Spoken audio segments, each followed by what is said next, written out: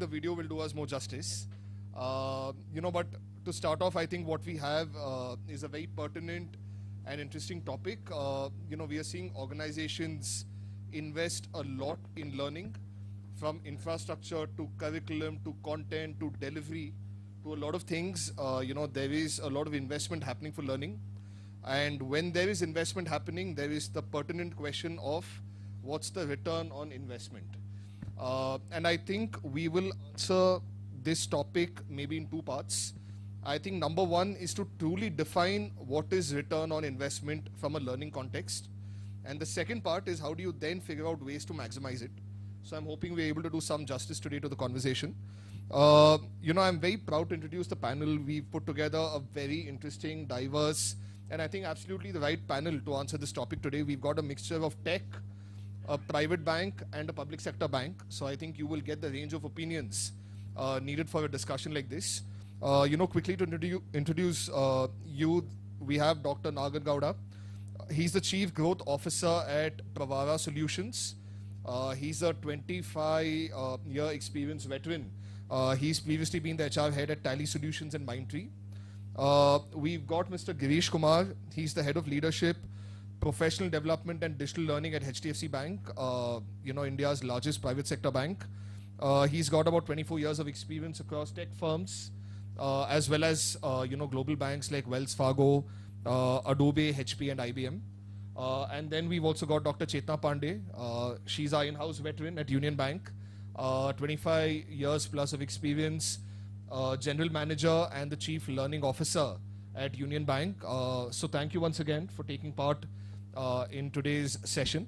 What we'll do from a flow perspective, just to let the audience know, is we have some questions we would like to discuss among ourselves, so we'll get to that. And then we'll try and open up the last 15 to 20 minutes for you to ask questions across our speakers. So that's how the flow will be. We'll keep it interactive and hopefully you are adequately and sufficiently engaged. I'd like to start off with a small presentation just to set the context. Maybe if you can get that on, please.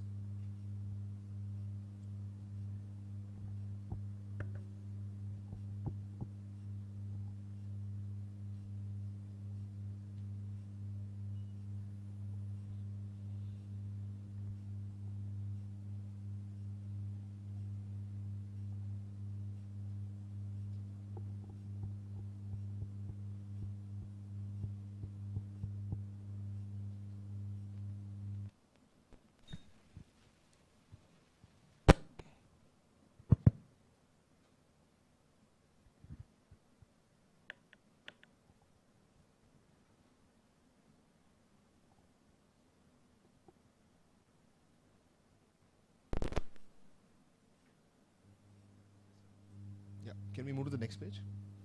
Thank you. So I think learning, just as a concept is witnessing transformative changes, and I think we duly need to recognize that. And all of us somewhere are pioneering this in our individual organizations. You look at learning from just being a pure traditional classroom approach. It's today on the go, it's more digital, it's hybrid. From having limited adoption on digital, we are actively advocating for digital and analytics to become enablers. From doing a one-size-fits-all traditional curriculum, there is more personalization. There is GenAI now, and I believe that really makes a difference. Can it replace our faculty? Can it supplement our faculty? I think is one question we can definitely ask. And also from a concept of saying I'm acquiring a degree or acquiring a certification, I think we've moved on to say we're acquiring skills through learning. So I think those are some important transformations we are seeing happen within learning. Very quickly on the next page. I think, we spoke about doing this in two parts. So if you really look at how do you measure return on investment from a learning perspective, there are 4 parts to it I'd like to advocate. The first, from a learning perspective, is the reaction that you see at the bottom, right? What's the engagement of delivery and the relevance of the content you're actually putting on? So reaction truly from participants to say, are they reacting well? Are they responding positively, to the kind of learning you're giving out to them? The second part is, are you seeing a true build-up and retention of the skills as a result of the curriculum that you've actually imparted? The third part is after this, are you seeing a reflection of this on the job?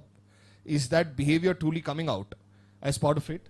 And the fourth part, which is natural to say, does this translate into a better business outcome for the bank or for the organization that is at stake? Right? So there are four classic parts in which we've always been measuring return on learning. But again, there could be modern approaches when it comes to this. If you can just move to the last page. I think the good news is that today there is a lot of research material that clearly advocates that learning generates impact. The starting point, however, needs to be significantly improved, right? What we say is, from a starting point challenge, am I truly able to get all employees to take up training? So is training truly inclusive? Second, can I minimize the lack of interest in training? So I do not want any dropouts or last minute cancellations as part of training. The third part is, how well utilized is my digital infrastructure that I've actually put up? And the fourth part is, how does this reflect, even from a quality of faculty or infrastructure perspective, right? As a faculty, how much time do I actually spend on content creation, on content delivery versus doing admin tasks, right? So these are pertinent questions. And some of these hold us back in generating the true impact. And what research suggests is, when true impact comes in, you see productivity increase, you see people hitting their performance targets much better, you see people being retained in organizations much better.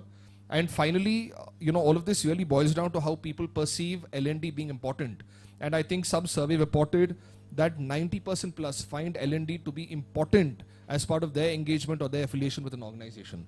And that's truly the power of learning. And I think, kudos also to the bank and for the community to come together in such a marquee training conclave. And I think it's a fantastic job and credence to the power of training and the power of skills in terms of utilization for any organization. So just with that, maybe we head in straight to our questions. So I'll start off with, Girish, with you first. I think my first question is, at HDFC Bank, how do you justify the need for a learning budget? Like, how's your conversation, given that there is BAU, plus there is investments that need to be made? So in the bank, we have a very exhaustive process as far as budgeting is concerned, overall for the businesses, and that includes HR, L&D. And it becomes slightly, I would like to divide that activity into two parts. One is that, we ourselves are required to go through certain regulatory programs. And there are no questions there, because you have to do it. You have to cover 200,000 employees that we have. So that is one part of it. And, we do a back pocket kind of a calculation. It's straightforward. But one of the things that we have done is to consolidate the entire budgeting exercise to one cost center. That was crucial for us, because what was happening was, outside of HR, businesses were trying to run pseudo learning teams. And that actually gave a little control, or I would say very little control over, how the spend or investment is being made. Because what we used to do and what we had to consolidate, it was a very manual process. So what we decided, we agreed with the entire leadership team, is to have one particular kitty as far as the budgeting is concerned. And how it, if you are asking me how it is done, there is an exhaustive annual learning plan which is mapped to individuals, roles, teams, businesses, regions, and it gets rolled up to an organization level. It is signed off by the businesses based on their priorities before it is presented to FinCon for the final approval. Of course, yes, I'm not saying that it is walk in the park. It does happen that, there is a lot of maybe cuts depending upon how we predict the business to be. Yeah. But we also try to see that what is important from a banking standpoint, what is a priority, what is a skill, as you just mentioned, Siddharth, that we would like to have in our team members, and we try to focus more there. So yes, there are trade-offs, right, but it is an exhaustive exercise for us. Got it. Perfect. I'll move to Dr. Pandey next. Dr. Pandey, in your opinion, what do you think is one of the most effective yet scientific ways to measure return on learning? And again, there are two parts to it. One is the courses you deliver, but there are several investments we take to say, we're going to make a tech investment, we're going to build a new infrastructure. How do you justify, the return on all of those investments? and therefore also put a measurement process to it to say this is the way I'm going to measure it? Yeah, very nice question you have put in, and actually you had hit the nail. So many times we have been talking on the return on learning, and when it comes for taking the budget approval also, the directions we receive from the top is what is going to be return on this particular investment when we are investing so much on training, learning and development. But the truth is that if we don't do so, where we are going to land? So can we be able to visualize, rather than thinking of immediate results coming out of learning, can we able to just visualize the opposite, that what if we don't do these things? So now coming to your question, when we talk about the return on investment on learning, the biggest enabler which I feel nowadays is the technology. Now technology can be the biggest lever, because we have so much of data getting created, not only in the our working or banking space, but also in our L&D space. Meaning to say, now we are able to track the learning hours of the employee, the engagement hours of the participants, and also we are able to assess their performance pre as well as post training by various kind of traditional methods of taking feedback. But we initiated also taking feedback from their supervisors after a certain period of time. Meaning to say that on the date when he had joined for their training, what has been their confidence level, what has been their engagement level, and the supervisors also rate them. So that also gives us some idea about whether the investment which we have made in these trainings, whether we are getting those impact. And then finally, how to track the business outcomes. So for that also, we have initiated with using technology as a lever, because now we have the entire HR processes on our digital platform. We have a well-defined personalized learning engine on our learning management system. So there also we can track on certain parameters. For instance, if there is a training for a branch head, so there will be some business targets given to him.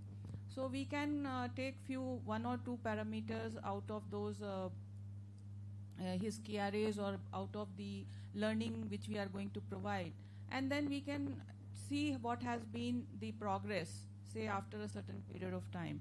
So now matching both these feedback as well as the quantitative assessments, we can definitely come out with the overall return on learning, especially related to those programs, or even we can deep dive up to the level of sessions, how sessions have been more and more effective.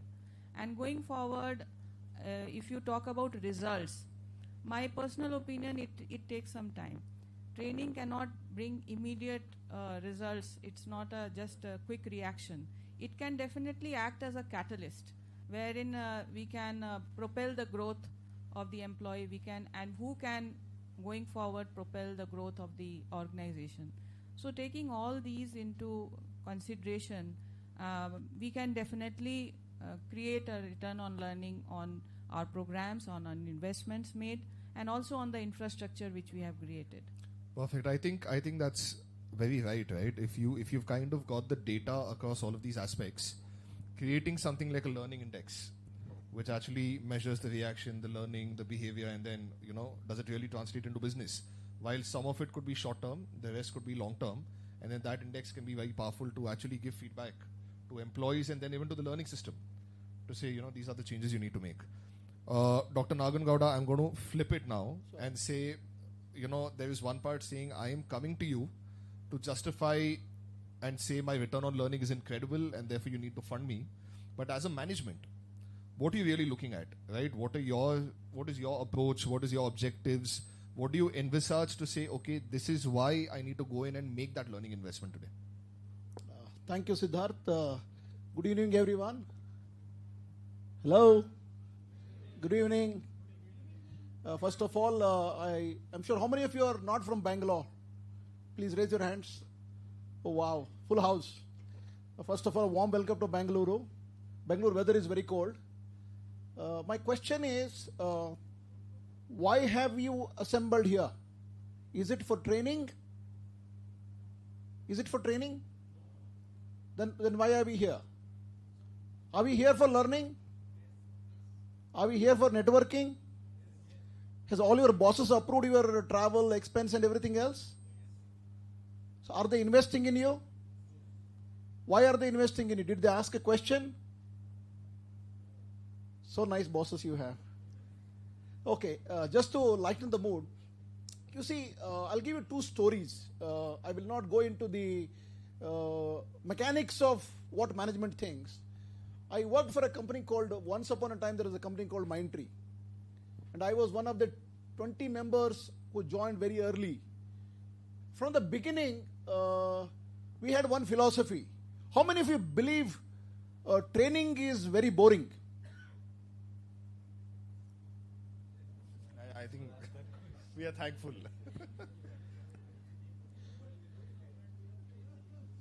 Okay, we firmly believe, it's my personal philosophy, training, human cannot be trained. Only pets can be trained. Humans can only learn. So you have to create a learning mindset. So what is required for you to create a learning mindset? Necessary infrastructure. There are 3 levels for infrastructure required. 3 levels. One is physical infrastructure like this, wonderful place, right? Second, you need an emotional infrastructure to be able to bind all of us together. Third, intellectual infrastructure to be able to dialogue with each other and engage with each other, learn from each other. So it is must and mandatory for the management to invest in these 3 levels of infrastructure to create a learning environment in the company. You agree with me? So management has no choice but to build the necessary ingredients for building a great organization. That's one story. In Mindtree we said we will not have a training department. We said we will have a C2 department. What is C2? C2 is culture and competence. I can teach anybody competence. Today it is Java, tomorrow it is something else, tomorrow it is Corba, Python, so on and so forth. Technology is ever changing. What is more important? What is cerebral to each human being? It is how do you connect people culturally? Build a cultural orientation in the organization. Every employee of your bank is an ambassador. You agree? How much he or she is culturally aligned to the organization will decide the future of the bank. So you have to build necessary infrastructure, orient people culturally. That will really help. So management, today morning I heard the Honorable Chairman of the bank saying that we invested heavily. Good, you are very, very happy that you invested heavily. It's a long run, it's a marathon. It's not a sprint that you will win within 100 meters and you will get success. No, it's a very, very long and sustained effort to create that mindset. Very important. And I was talking to some of our colleagues during lunch asking about what are the key challenges.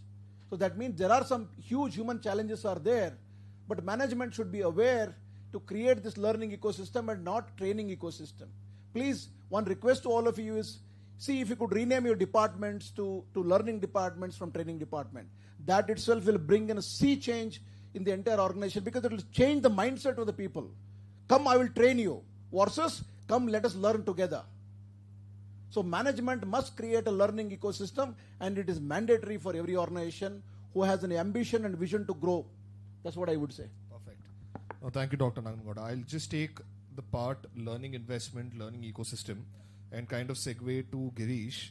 And Girish and I were having this offline conversation on how HDFC Bank particularly has a bit more of a cost-conscious culture, right?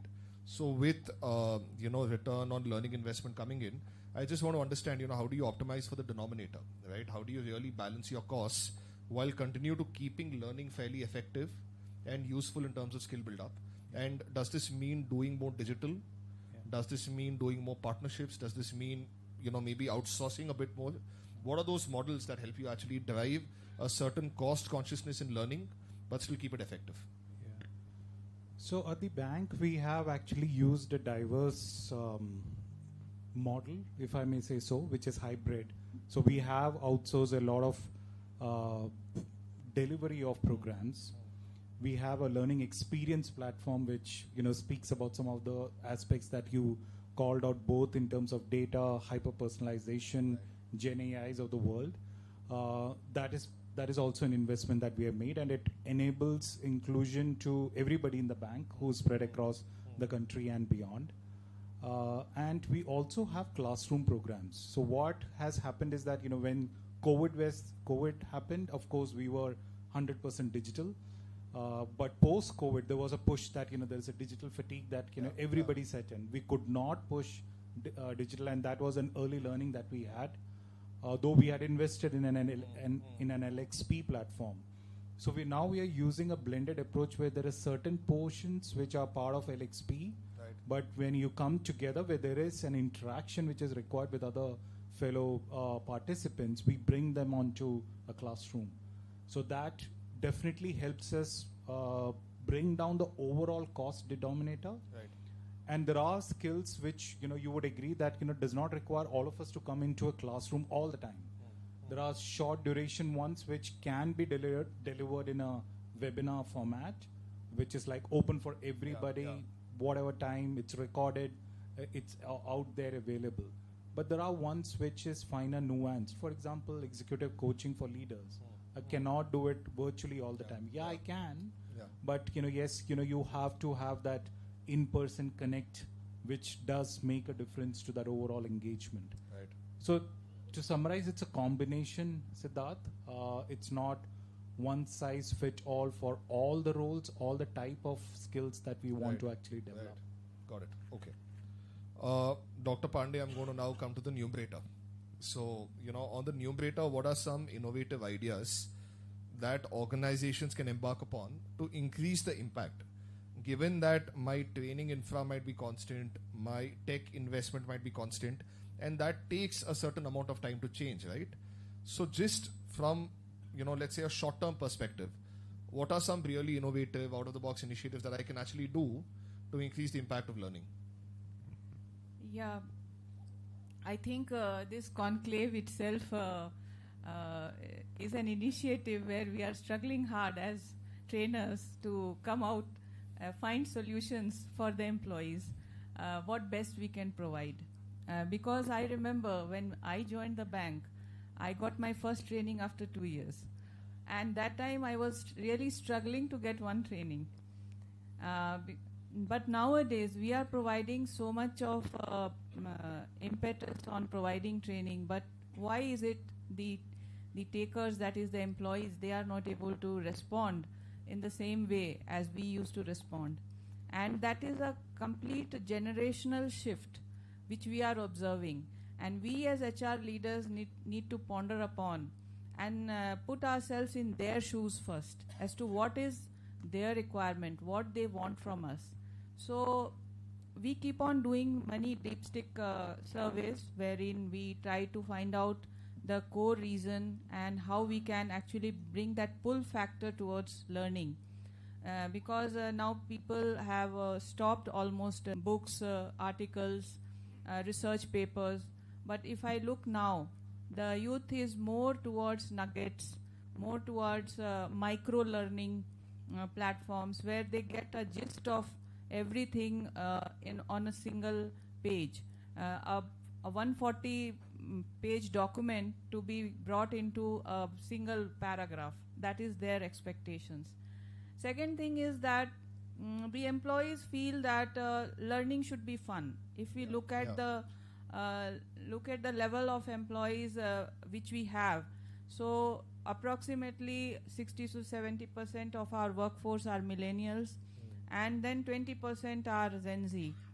Now the millennials, there's a Gallup survey which talks about that this generation was seeking directions from their supervisors, and they were quite disciplined and obedient to some extent. But the Gen Z is just the opposite. They are more creative, more innovative. They feel that they have all the knowledge. So now, rather giving them solutions, we need to seek solutions from them. So making personalized learning for those set of employees, making need-based training programs, introducing gamifications, introducing the technological levers wherein the learning can be more and more fun, bringing more and more mobile nuggets or podcasts where we can summarize the important aspects into shorter forms and also help them to create. I'll just give an example. One of my juniors, I asked him to prepare a formal invite, and I got that invite in few seconds. I said, how you are able to do that? He said, very easy. You put everything on ChatGPT, you will get the answer. Then my question is, where is your creativity? Where is your innovation? Why do you all feel so? So the answer was very simple. These all are very menial jobs. Let ChatGPT do this. We'll do something more creative. So that is the expectation which we are, and that is the set of employees we have to cater to. You know, I just have that. You've kind of set it up so perfectly for me to kind of go to Dr. Nagangowda next. Just to add to that thing, some ideas, if you've not already experimented. One is there is a concept called social learning. You must try out, let people who is a cashier or who is a guest relations go and do the cashier job. Cashier can go out and with the sales team to understand what sales team is going to do. That's one. Second is send people to the rural areas, I think we were talking about, to understand the complexities of running a bank operations. Second could be some of the leaders, some of you here, try out something called a shadowing concept. Let somebody in your organization at the lowest in the cadre be a shadow for you for a day. Trust me, the amount of learning that he or she will go through is lifelong learning, because the person will observe you every second. What you do, how you behave, how you answer call, how you work, everything can be learned and taught without any textbook and without any training program. So some of these, if you could experiment, it will go a long way in building what I call as camaraderie in the organization. A great camaraderie is a great way to start a great culture. So it's the culture aspect you spoke about. Yeah, absolutely. So, you know, I was coming down to what Dr. Pandey also explained, saying, you know, GenAI is here to stay. It's transforming things. How do you see it transforming learning and development also? Yes. From a ROI perspective, as well as potential use cases and areas where we could apply GenAI, let's say, more prudently to kind of shape this ROI better? Yeah, I think, you know, there is no conference in the world which will not talk about GenAI. Please pardon me for saying this. While this technology is not new, GenAI existed in 1958. It was there. The only reason GenAI has come to mainstream today is because the power of the processing that we have developed as chips and microprocessors and devices that we have developed as a country, as a world actually at large. So today it has an enormous processing capacity to deliver what you want in a fraction of a second. So people who don't use GenAI don't deserve to exist in this world, because that community will be called existential crisis will happen very soon. Because look at the bank, I think we're talking about IT industry is dealing with 5 generational people working together today. And of the 5 generational people, 50% of the people are Gen Y, millennials, and Gen Alpha is entering the workforce now. And the average in the tech world, average age in the company is about 27 to 28 years. There is a supervisor who started his life when somebody was not even born, who was part of his team member. And that guy's culture is very different today. His language is different. You won't understand his messages. I am sure some of you will receive SMSs, WhatsApp messages. You need translators like in the form of daughters and sons to understand what it means. So in that context, GenAI is your friend, not an enemy, number one. So today, organizations are really leveraging the power of GenAI. For example, I don't know how many of you in your organizations have integrated all the HR-related systems, right from your KPIs to goals to performance management to performance discussions to TNI and TNA, training need analysis, training need identification. If all of them are integrated, your GenAI will work beautifully for you. On a day-to-day basis, GenAI can give you a recipe when you are in metro or train, actually saying that, hey, why don't you look at this 3-minute video on negotiation skills, 5-minute video on communication skills. Trust me, it will create wonders. Irrespective of the scale, you may have 100,000 people, 200,000 people. This power will work like magic. And trust me, employees will love that. So as an organization, how ready are you to embrace change? Change is not by chance. Change is by choice. You have to make the right choices. And if you don't make the right choices, you may cease to exist. So GenAI, a lot of companies, for example, the company that I worked in recently, we have implemented GenAI, which talks about, reads everything from your data bank and says, here are the 3 courses for this week. And the courses also identified. You take the course, quiz is conducted. Quiz scores are given to the manager. And basis that, we track NPS, Net Promoter Score. Did he like the score? Did he like the course? Can he recommend to somebody else? Imagine the power of connectedness that we are trying to build in the company. Technology will come and will go, but see how you can leverage the power of technology to simplify the complexity of the organizations and structures and processes and build a human-centered workplace. That's what I would say. Oh, perfect. That's just so beautiful also, right? Because GenAI, what Dr. Nagangauda explained is just the power of GenAI, right? We are saying GenAI has application across the learning lifecycle, from doing the training need identification or the assessment to actually synthesizing training data, giving you personalized training recommendations, to giving you training reinforcements also, kind of acting like a bit of a virtual coach in that way. So, GenAI can be very powerful in kind of, almost supplementing the physical learning or the digital learning you have to kind of make the skill acquisition much more useful. Great. Girish, I will come to you next, right? And we spoke a lot about Gen Z and how, their needs are so different, right? The thing is, with digital learning that is happening today, we don't really understand what's the kind of time invested by individuals in taking digital learning seriously, in doing it well, and to truly say that digital learning has had that impact just the way a physical training would. So what are the ways HDFC is thinking about it? And does it mean you kind of change a lot of the way you shape digital learning? Like, is your content different? Is your curriculum different? What you can do on digital is going to be very different. Do you need to do a bit more proctoring, let's say, on digital to ensure that people are actually listening to it?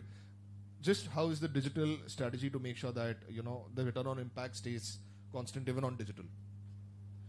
So one is an infrastructure kind of a question, or, I would say, the guardrails that we have put together, which means essentially everybody has access to the platform. There's no need for you to actually, or you cannot really look at multiple logins with the same login ID. So, right.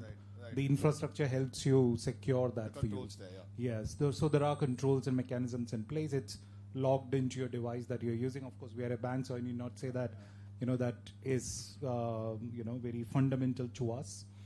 The other aspect is on how we, if you look at, which is on the public domain as well, the overall number of hours that we invested in learning, out of which easily 40-45% today happens on the digital platform or the digital mode. And we want to up that for sure. What we are trying to do is to create role-based pathways. So if you are a branch manager, we have a classroom session. Beyond the classroom, we do have a learning path for enabling that branch manager to be operationally efficient. And that spreads across, 60 to 90 days, maybe, for example. Similarly, for all the roles in the bank, we have learning paths defined, which means, especially the ones which are of high volume, we do have digitally enabled job aids. There is a simulation that we spoke about GenAI. So we are experimenting with an AI coach on the customer experience side of it. So it throws up a particular scenario, you give an answer to that, and it will tell you whether your answer was appropriate or there is a scope of improvement. Right. The same on something which is related to people management. You want to give a hard feedback to your team member. Yeah. How do you do that in a way which does not let you are empathizing, at the same time you are putting the point across? So these are the ways in which we have tried to make the digital learning interesting. Every month, since the time we launched LXP, we have an engagement. For example, we celebrated the Independence Day. So what happened on the Independence Day? The entire aspects of all the leaders. What did they speak about? What can we learn from them? It's there, out there on the learning experience platform. Now, I think some of us spoke about it. How can leaders share their experiences? Can you bring leaders onto the platform? So when maybe the retail branch banking head, he or she speaks about what his or her learnings are from the bank or otherwise, there's an automatic attraction towards that. I want to hear what he or she said. That makes people come to the platform.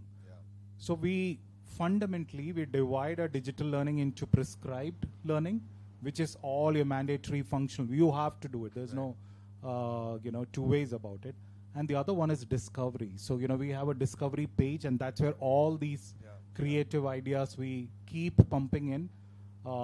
That's where our team is also very on the edge on what can we do different.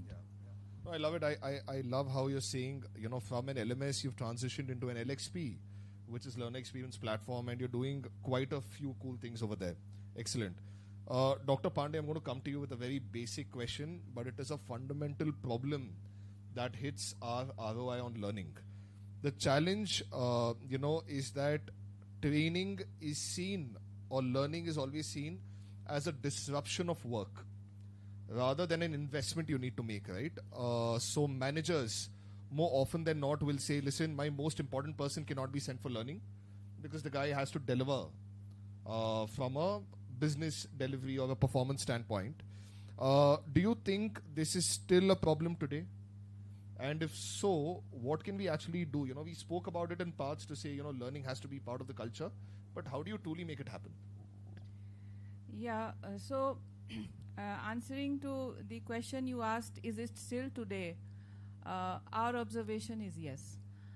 When we talk for nominations from the field, we curate the best of its kind of programs through our Center of Excellence or the training centers. Lot of investment as far as time, energy, and in the creation of content also grows from our side. But when it comes to delivery, who are the target participants, when we roll out and when we seek nominations, definitely there is a lot of resistance, especially from the supervisors, because they feel that sending their people for training or for learning will be a disruption in their day-to-day work, which they won't be able to manage. So creating that learning mindset, which my fellow colleague also shared about, that also we are working on that, making the supervisors also realize that how significant is learning for any employee to be a good performer. So, and it comes from the top. Unless and until the leaders are sensitized for this particular aspect, that learning and development is important for not only for the career growth of the employee, but also for the overall business performance. And also there will be a lot of compliance issues, especially when being banking space, because lack of functional knowledge also creates a lot of hurdles. And second aspect which we have also experimented is how to make the learning more aspirational, wherein the employees themselves aspire to be part of it. For instance, we rolled out a leadership development program in line with what IBA does for senior leaders who become executive directors or managing directors for public sector bank. On similar lines, we prepared a program, we call it as Union Advait, for middle management, our chief managers, our AGMs, so that they can be also groomed for that leadership role. And for that, purposefully, we didn't give that training to everyone.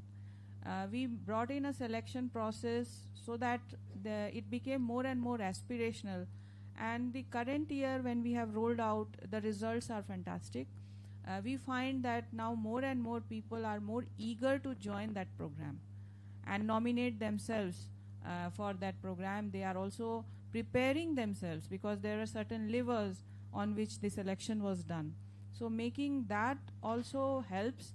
And lastly, I would like to say that when we talk about how to really involve each and every level of employee in that training, we have to finalize more and more role-based and need-based training. So do a lot of research based on the various, instead of giving any training to all the participants or calling for the target group, which is almost in very generalized, we focus more on providing more and more need-based and role-based learning to each employee, so that definitely hits once he is in the classroom or he is attending any course.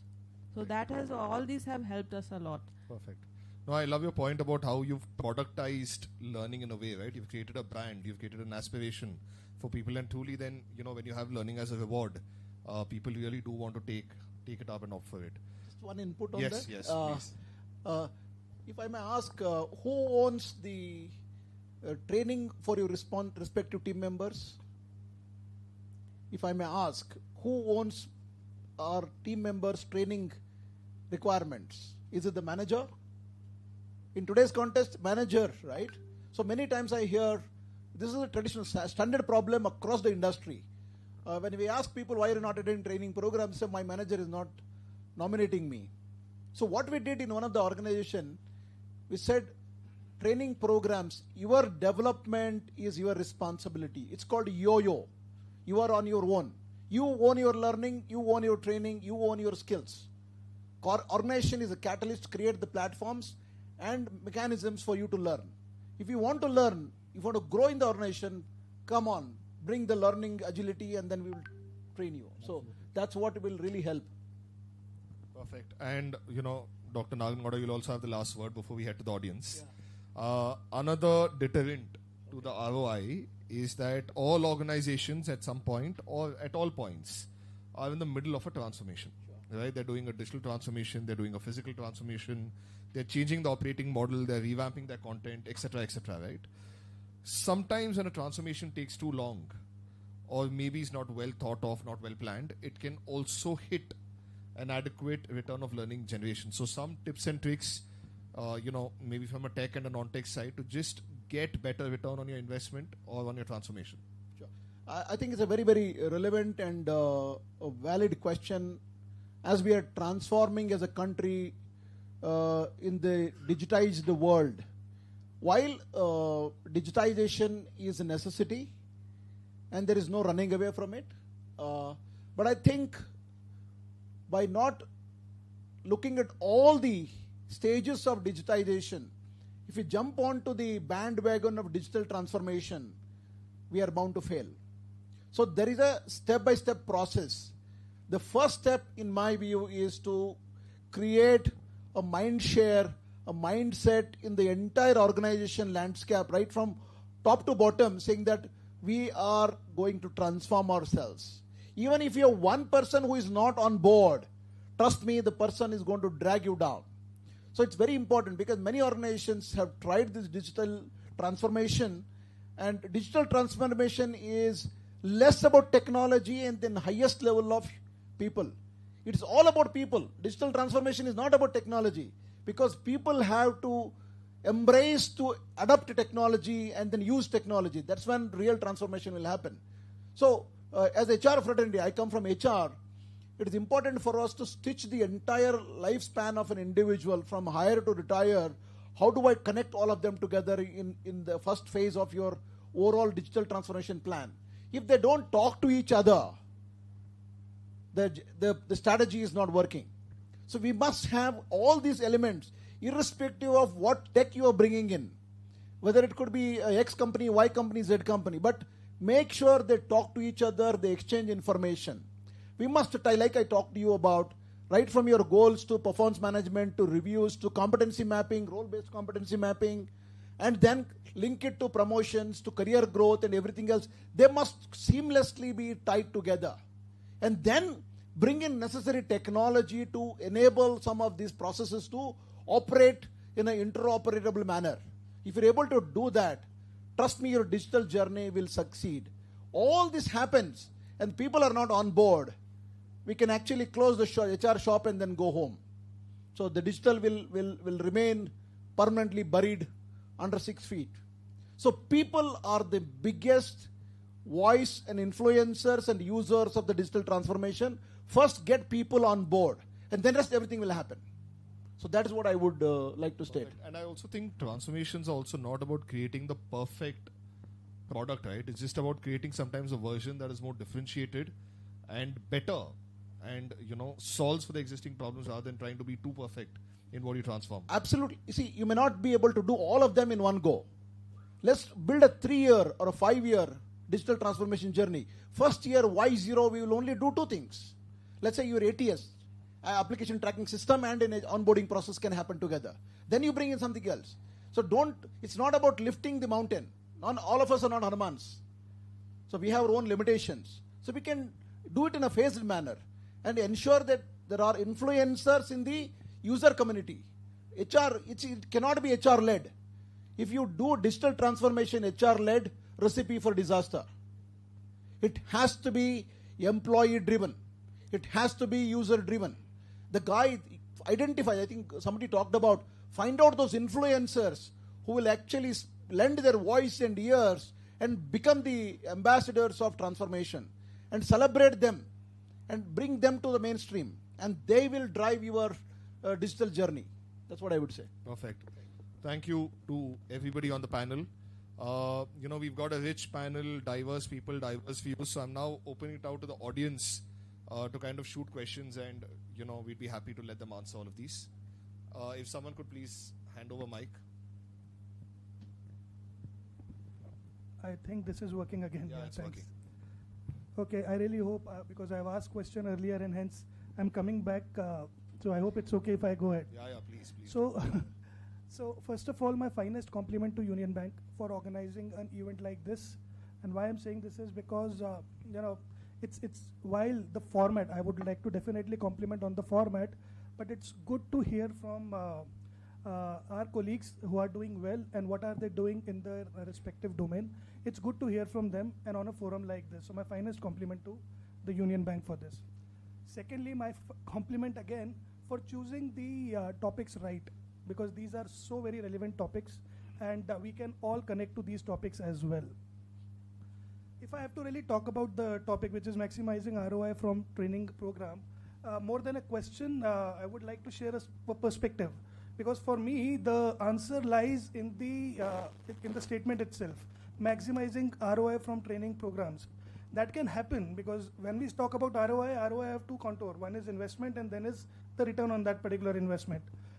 I think if the framework is hit right, the ROI is bound to come. And when I talk about framework, what do I mean? Typically for a program, for a framework. Okay, no, I thought people are moving. Yeah, so for a framework, what goes in is need identification, solutioning, and then impact. Now, what can support this? If we really have to see what can support this, there are 3 angles which needs to be taken care of. One is resources which an organization has. Now, when we talk about resources, what can be the resources? One is the internal trainer or internal pool of trainers which the organization have. Then there can be the subject matter experts who can then pitch in and help the cause. Then there can be external consultant who carries those expertise, and there are external institutions as well. So these are the broad resources which an organization have. On the other side, what are the methodologies which an organization can adopt broadly? Classroom, online training, both are instructor-led. Then we have ELT, e-learning, and then we have the on-the-job training. The third component which comes in the framework is the category of program, right? Categorization. Now the categorization also stems from the journey. So induction, then there is mandatory and compliance programs. I come from banking, so I'm talking the banking lingo here. Mandatory and compliance, then there is product and process, sales and service, leadership and behavioral. Now, when I talk about resources, when I talk about categories, and when I talk about methodology, the right fit for right category, for right resource, and the right methodology will yield that response. So the way we look at it at Yes Bank is, when it comes to, for example, if there is something which is mandatory and compliance driven, it is more of an information which needs to be passed on. What works well is an LMS or an e-learning based approach there. Now, if there is something wherein you have to explain product or processes or some element of sales, what works well is a LMS driven or rather online sessions, instructor-led session. But when it comes to leadership and behavioral, what works definitely well is a classroom intervention for them. And hence, if we are finding right methodology, the resources can be, or rather the budgets can be utilized very well. And if the budgets can be utilized well, the ROI will automatically come. When it comes to the ROI, the impact part, again, the 4 levels can be the basic reaction after a learning intervention, which is a feedback which we take. Yeah. The second thing is assessment, which we do. Now, for a different sort of categories, there can be different type of the model. When we talk Patrick model, or something which is mandatory and compliance driven, it is necessary to do assessment, and the assessment give that ROI. When it comes to sales and service, we can track business outcomes. So business outcomes can be tracked for that. And when it comes to leadership and behavioral, the behavioral change itself gives that particular metric. So I think if we hit the right framework and if we have the intention as well to proceed with that particular framework, I think maximization of ROI can come. Is natural, that comes along with it. Perfect. There's one.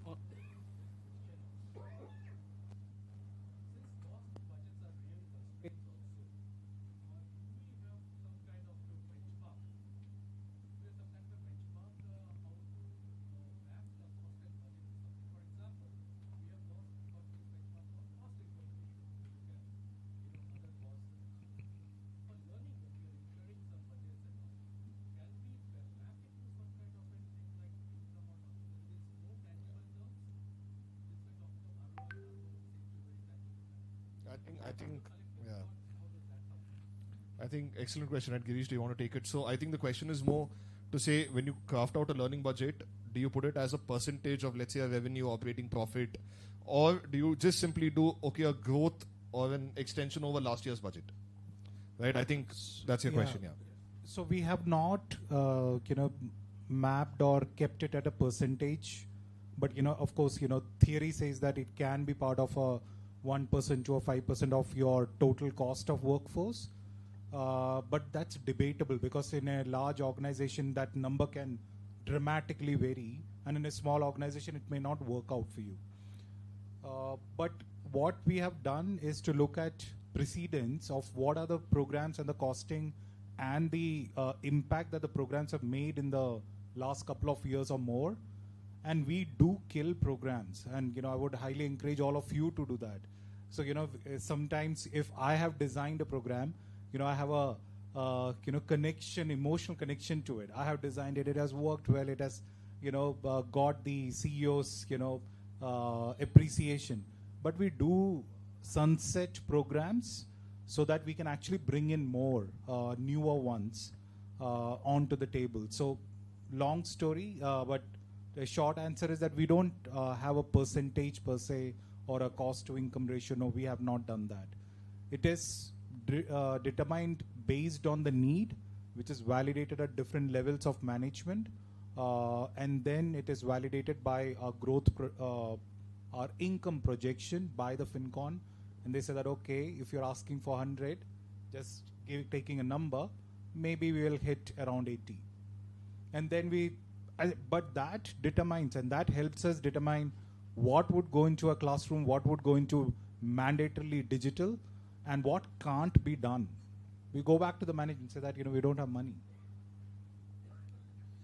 So sir, if I may give you a different perspective from the industry, if I may ask you, what are the average learning days in your respective banks per employee? Mandatory, you have a rule like that? Average learning days? How many days actually? Is it 1 day, 2 days, 5 days? 40 hours per year. And roughly translate to about 4 days or 5 days. 5 days. And do we do annually? We check where are we on that number? So we are almost meeting that 40 hours. So essentially, sir, from a budget point of view, it all stems from there. If I have to invest my employee to go through 40 hours of training program, then it will be classified into multiple categories. Is it physical training, instructor-led training, digital training? So our budget will split further, right? So, but essentially, what we did in one of the organization is, we said there is a base org budget, and there is a per person learning budget we kept. You won't believe, the usage was less than 3%. We said there is a book budget, infinite book budget. Buy books. It could be fiction, it could be any book for that matter. You know what is the usage? Less than 5%. So it's not about budget, it's about budget in the mind to learn. Can I create space in the mind to learn every year? If I'm able to create the space, money will come. Hook or crook, money will come. But the idea is I don't have the willingness to learn. So the important for all the CHROs and CLOs is to create that space in the mind to build learning appetite. And trust me, budgets will follow. The Union Bank chairman has already talked about so much of money they have put on training, right? I'm sure each one of you have budgets. If somebody comes to you with an interest to learn best-selling skills from Harvard, the guy who is a great sales guy in your bank, you will never say no to him, right? And there are programs, some companies also say, if the top 5% of my company, the hypos, real hypos, we sponsored their master's program in any part of the world. You choose a university, I will fund it. No locking. You come back, get a high paycheck and go. No, it doesn't matter. But I'm willing to invest on you. I'm willing to bet on you as an individual. You are my ambassador. You become a better person, my company will grow. So we should be able to build that sort of a thought process is what I would say. Sorry, long answer, but... perfect.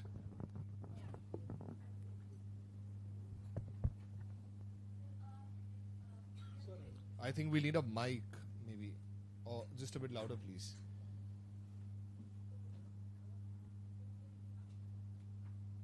Can't hear you still. So we are a training establishment where the people from all bankers, especially I'm from Lucknow, so people from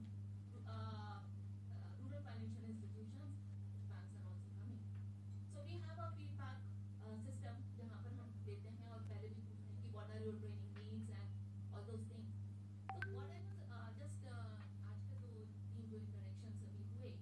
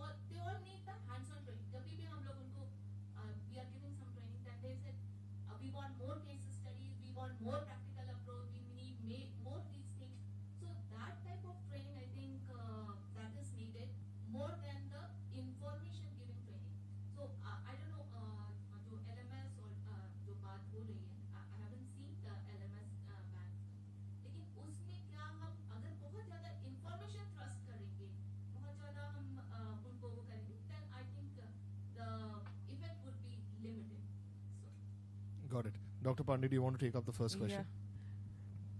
Yeah, actually, I was also talking about the same thing, Siddharth, when I talked about the need-based and role-based learning. The challenge which we also face, because if we look at the employee mix and the kind of job roles which they are doing, so out of our 29,000 workforce which is engaged in the branches, and they are frontline officials, meaning to say that they are dealing with customers. So their need is not knowing about what is a housing loan or what is the credit cost ratio. Right. Their need is that how they can process the housing loan when a customer is facing them. So like that, we have to create more simulations in our training programs, bringing in more and more case studies, also bringing in more and more role plays wherein they can interact with the participants. And also using technology, we are creating those kind of live scenarios where this type of how to handle such kind of customers. Also, as SBI has a Ask SBI, we also have a Union Sampark, wherein the employee can raise real-time queries and they get a real-time solutions also. Because customer is standing before him and he doesn't know how to deal with it. He immediately calls the center and he gets the solution. And we are again tracking as to what were the frequently asked questions. And basis that questions, we are creating the nuggets, then a small micro podcast wherein similar situations, how the employee has to handle. So this way we are trying to do that. And all this again, technology has become a big enabler. We are hosting everything in our learning management system so that as and when they log in, they get real-time answers to these type of questions which you are mentioning. And the second important aspect when we talk about accountability in programs, bringing in more say business projects, linking it with leadership programs, meaning to say that not only leadership is talking about the behaviors or the changes in their approach or mindset, but how it translates into results. So tagging it with more capstone projects in this leadership program, where we give some micro projects which they themselves choose, so on what they are going to do. So that actually also helps us to maximize the return on learning, because they themselves have chosen that project, they are working on it, it's a longer duration engagement with that employee, and once they perform and they deliver results, they are again recognized by the top management in form of reward, recognition, by delivering those ideas. So this way we are trying to pull those section of employees, especially who are dealing with the customers directly, dealing within the branch or grappling with certain kind of these issues, and giving more and more practical solutions to them. I have a 30-second answer. Sure. Sorry, go ahead, Girish. Please go ahead. You can keep it going. Go ahead. So just to answer, one of those comments that you made around, how is LMS or an LXP coming closer to what is required? So I just want to talk about the concept of learning in the flow of work. So we are on that journey as a bank. So, what we have done, for example, is that in the branches, before they open up, there is an Urja meeting that the branch manager hosts. What we have done is that we have actually created a digital Urja meeting which is updated on a daily basis for all the 8,600 branches on the LMS. So what is included in that? What is a typical change which has happened in the process, policy, or procedure, which is important for the branch to know? Be it the customer who's walking in next, be it the death claim that is happening, something which has changed, everybody would huddle in and would ensure that the branch manager ensures that they go through that particular one, right? So that's one example that I can talk about.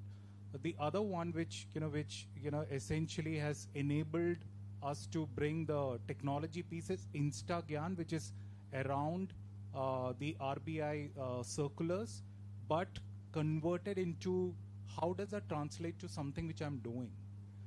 And there is no equivalent to a proper lab.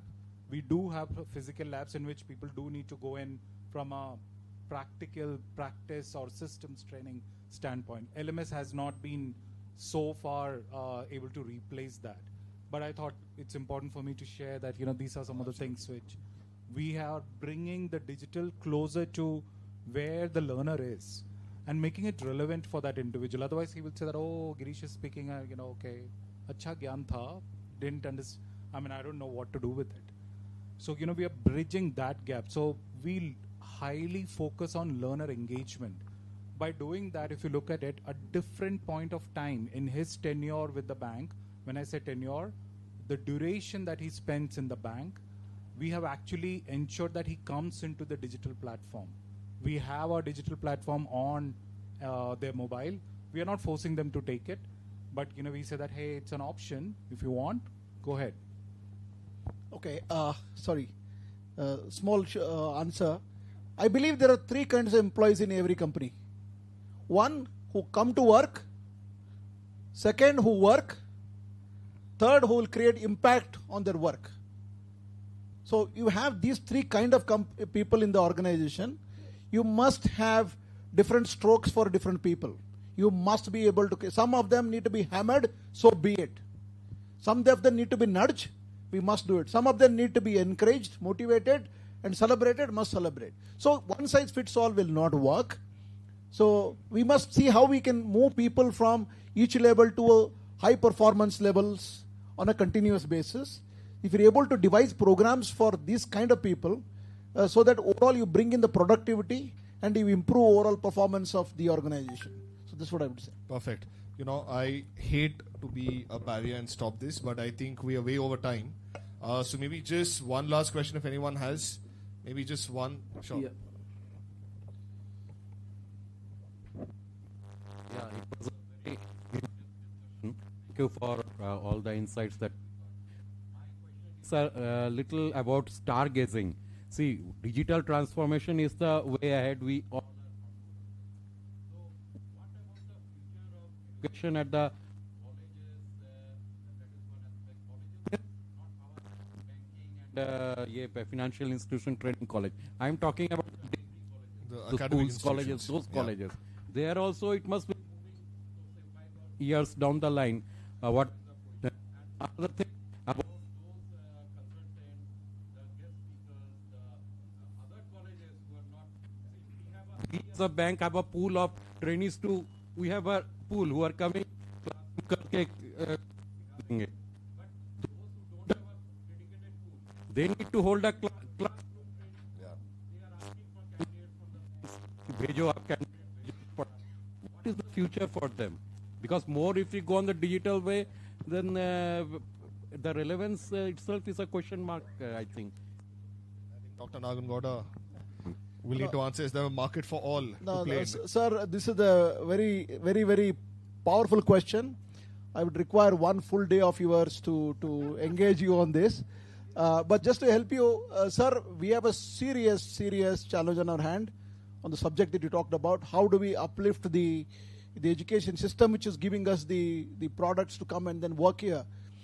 We are in a situation where we have a 19th century syllabus, 20th century pedagogy, we have 21st century students, 19th century pedagogy taught by 20th century teachers, and students are not listening.